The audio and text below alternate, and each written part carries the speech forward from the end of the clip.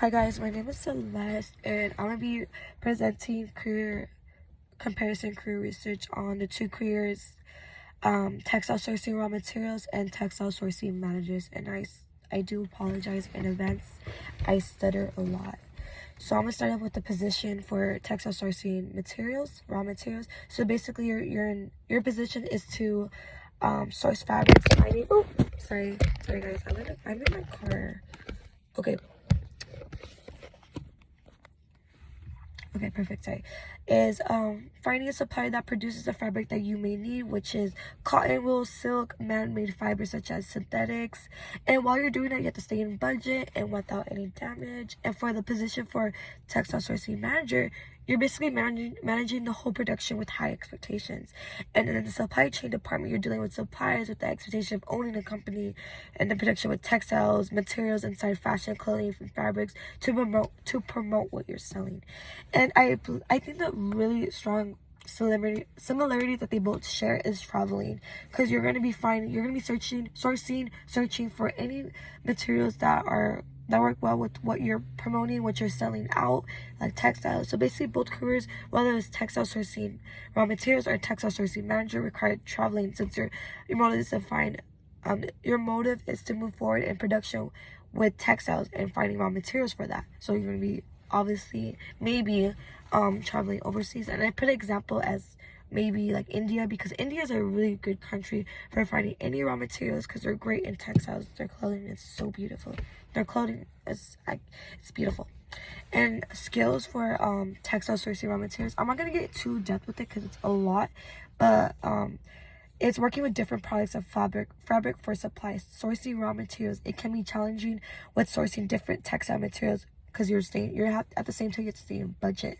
And your skills also is knowing what color to add, color management, color dyeing, different fabrics, how it's going to work with new color. Like, for example, synthetics, it might not go well, and that goes back to textures.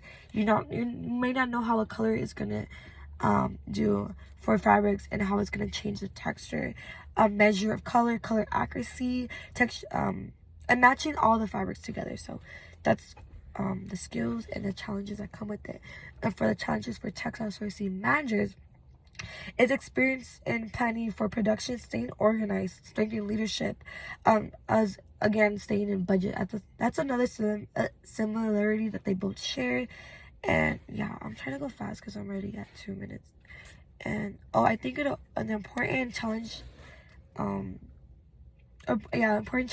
like a challenging obstacle that textile sourcing managers deal with is creating beneficial relationships with their supplier. So basically you have to find a supplier for what you're looking for, like any type of material. And just I think it's very challenging to to create a relationship with them. It may be challenging.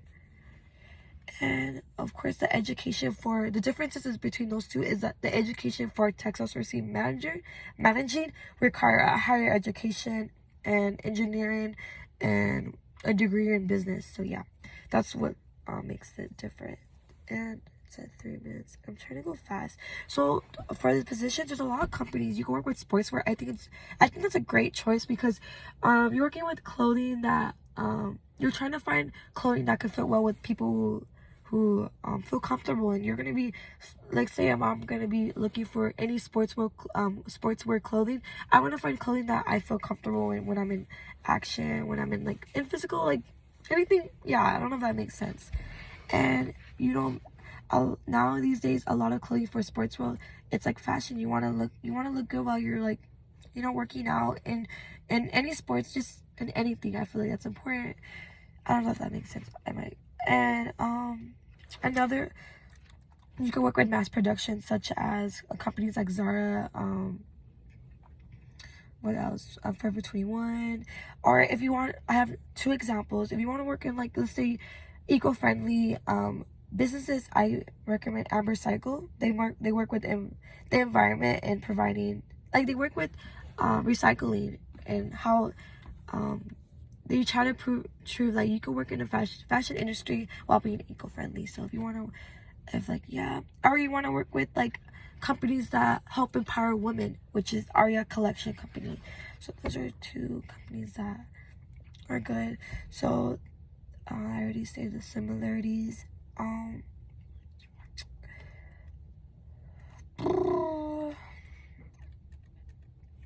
Okay, wait, I think, hold up, sorry. Oh, and I'm gonna post a link for my presentation so you can look at the job postings. I post 2 job postings. A lot of them are like near, I post one for the company Figs, which is located, I think, in Santa Ana. So that's one of the jobs. I posted 2 of them, so you can check that out. I made a link. And then I'm gonna end the presentation with the question: do you have any interest in either position after completing your research? Why or why not? And I said no, because even if it seems fun to travel, discover different fabrics or raw materials for textiles, I want to have my career local, maybe far being like in LA. Some of the job postings are in managing, so a lot of when I looked at a lot of job postings, it required managing, like, because it's like I believe you're working your that's all I found in my, like, I'm not saying for textile sourcing raw materials you're going to be managing, but a lot of the job postings were for managing. And I worked enough to know that my interest is not my interest isn't to manage anything, whether it's a company or clothes ready for production. I just do not work in managing. I feel more comfortable with working with social media, for example, marketing, clothing. So yeah, thank you guys. Bye.